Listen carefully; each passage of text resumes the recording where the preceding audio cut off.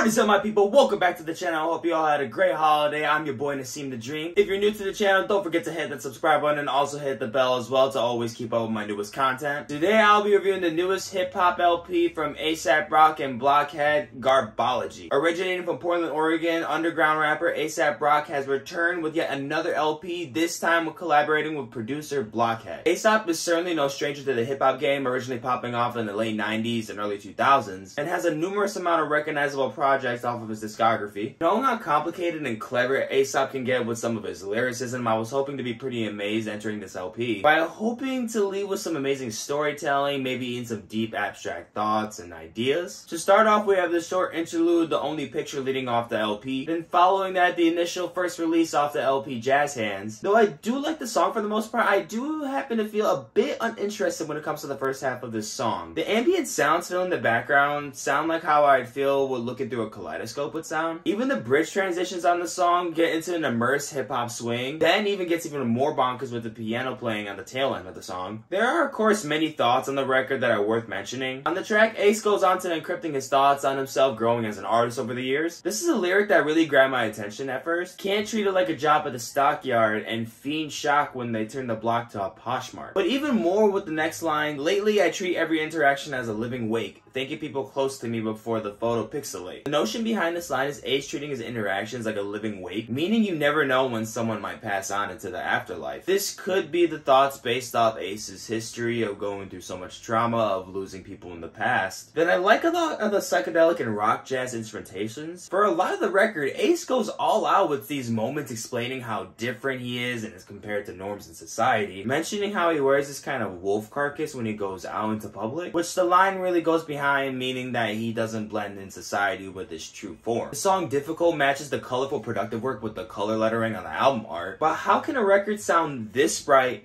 and saturated and yet so dimmed and mysterious? It's so unknown to me. There is one line in the song I'm not too sure how to feel about. I like film cameras and slim chances. I always put the chips in the sandwich. I just think this is just such a sweaty bar. Like, dude, I totally get that you want heavy challenges, but if it's meant this literal, I don't know, that's just kind of extra to me. I mean, like, it's good to put yourself into positions where you can have harder challenges, but I just wonder if he means this in literally every decision and every moment, because if so, that just seems like a lot of stress. I don't know, that's just me. But respect. But also, my lunch table was on that chips and the sandwich shit. That ain't different. Then on the song All the Smartest People, off the intro, hearing those dark, eerie sounds, it makes me feel like I'm in some kind of 70s horror film. The song ultimately plays with the concepts of life and death and symbolic references to the two. Of those like crows symbolizing death and Aesop mentioning these double negatives of being a ghost in a way, which I am entwined with the dark horror filters on the song. The two ideas coexist with each other naturally. Back on the song Oh Fudge, Ace transitions into the same gray tones, but this time with a West Coast inspired boom bap track with these grand piano vibrant bass lines and background noise. There's also the oddball track More Cycles that enters the door in a mind-boggling way. How the piano melodies and bright synths try an unusual rhythm that my brain feels like it's like lagging or something. Also to mention, a lot of the piano work on the album reminds me a lot of the horror film Halloween. Dually to the tones, the key sets obviously not with the same written notes. The jazzy fuses also present a catchy mischief, but you gotta give it to Blockhead too. He's also adding a lot of great ideas when it comes to the variety that we're getting in these sounds and in all these beats. Like on the song Flamingo Pink, the beds of arpeggios underneath the beat and the chorus bring so much spotlight to the center, makes for a great enhancement trick. Then on the song All Day Breakfast, now comes some psychedelic guitars. Song also features rapper Homeboy Sandman, who also delivers a pretty good performance. But my favorite song on the record has to go to Fizz. There's such a nice color palette when it comes to how these arpeggios are really digging into the mix. I also thought the metaphor behind the bar about Judas when it comes to getting near Ace's level was pretty interesting. How he mentions that once he identifies that Judas,